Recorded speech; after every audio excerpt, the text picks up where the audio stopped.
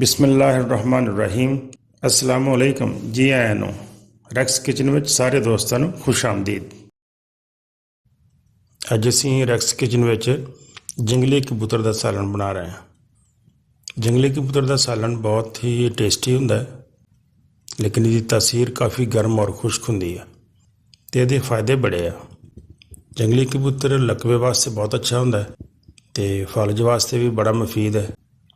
कमर का दर्द होवे, जोड़ों का दर्द होवे, उहदे वास्ते बहुत अच्छा है। जंगली कबूतर के सालन नूं महीने च 1 या 2 दफ़ा खाना चाहिए, क्योंकि गर्म बहुत ज़्यादा होंदा है, इहनूं ज़्यादा भी इस्तेमाल नहीं करना चाहिए। कबूतर नाल हैपाटाइटिस का भी बहुत ज़बरदस्त इलाज होंदा है। कबूतर का सालन बहुत बड़ी एक दवाई भी है तो सालन भी है। तो अज असीं कबूतर का सालन बना रहे हैं, तो आओ फिर सालन बनाना शुरू करिए। मैं 3 कबूतर लाए, इन्होंने ज़िबा करके गोश्त को अच्छी तरह साफ़ कर लेना, तो गोश्त साफ़ करके असीं प्रैशर कुकर च पावांगे। इहदे विच तुसीं 1 टमाटर कट के पा लो, 8-10 जवे लसन के छिलके पा लो, तो 1 प्याज कट के पा लो। नाल इहदे 1 चम्मच नमक का, आधी चम्मच हल्दी की, तो आधी चम्मच ही लाल मिर्च की पा लो, तो नाल तकरीबन 1 गिलास पानी पा के तो अच्छी तरह हिला लो, मसालिਆਂ ਨੂੰ मिक्स कर लो।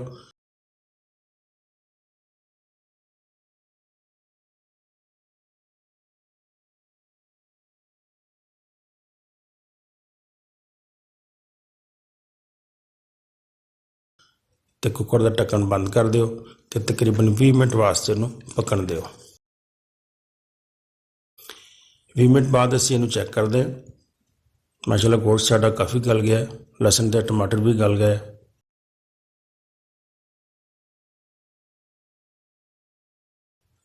टमाटर के छिलकिਆਂ ਨੂੰ ਅਸੀਂ इस तरह ਵਿੱਚੋਂ ਕੱਢ देवांगे।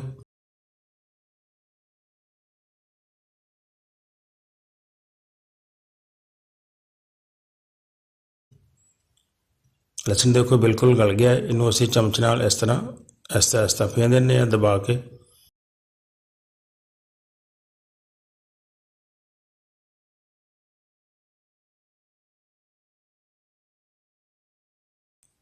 थोड़ी देर इनू इस तरह भुन लवो गोश्त नूं। हुण असीं इहदे विच तकरीबन 3 चम्मच देसी घिओ दे पावांगे।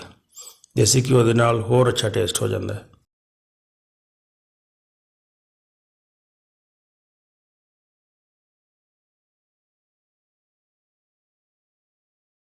देसी घिओ पा के इनू थोड़ा जिहा होर पकन दिओ।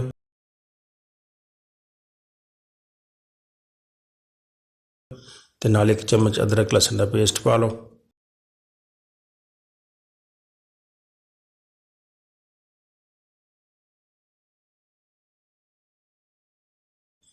एक चम्मच धनिया पाउडर का, 1 चम्मच जीरे पाउडर का, तो 1 चम्मच ही गर्म मसाले का, तो नाल आधी चम्मच काली मिर्च भी पा लो।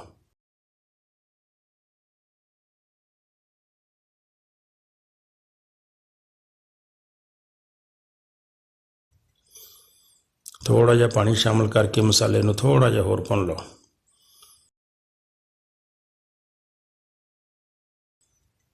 तो 3-4 हरियां मिर्चां पा लो।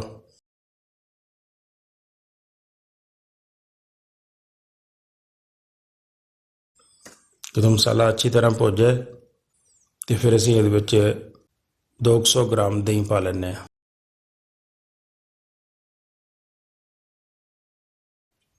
अग ज़रा हल्की रखनी है दही पाउण तो बाद।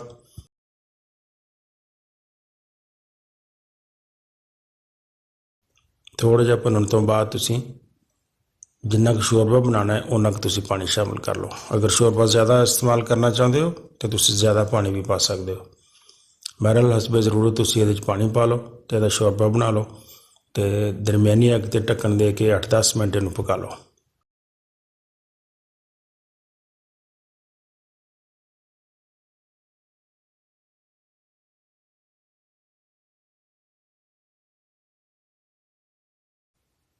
माशाल्लाह कबूतर का गोश्त साडा बिल्कुल तैयार हो गया, तो बहुत मज़ेदार बनया।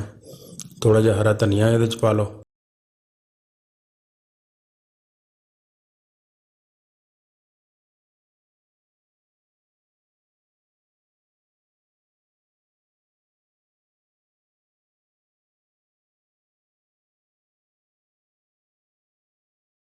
ਤੇ ਕਬੂਤਰ ਦਾ ਗੋਸ਼ਤ ਖਾਣ ਵਾਸਤੇ ਬਿਲਕੁਲ ਤਿਆਰ ਹੋ ਗਿਆ। ਹੁਣ ਇਹਨੂੰ ਇਸੇ ਤਰ੍ਹਾਂ ਹੀ ਤੁਸੀਂ ਸਰਵ ਕਰੋ। ਮੇਰੀ ਵੀਡੀਓ ਅਗਰ ਅੱਛੀ ਲੱਗੀ ਹੋਵੇ ਤਾਂ ਦੋਸਤਾਂ ਨਾਲ ਜ਼ਰੂਰ ਸ਼ੇਅਰ ਕਰਿਆ ਕਰੋ। ਤੁਹਾਡੀ ਬੜੀ ਮਿਹਰਬਾਨੀ ਹੋਏਗੀ। ਤੇ ਚੈਨਲ ਨੂੰ ਸਬਸਕ੍ਰਾਈਬ ਕਰ ਦਿਓ ਅਗਰ ਤੁਸੀਂ ਨਹੀਂ ਕੀਤਾ। ਤੇ ਵੀਡੀਓ ਦੇਖਣ ਦਾ ਬਹੁਤ ਸ਼ੁਕਰੀਆ। अस्सलाम वालेकुम।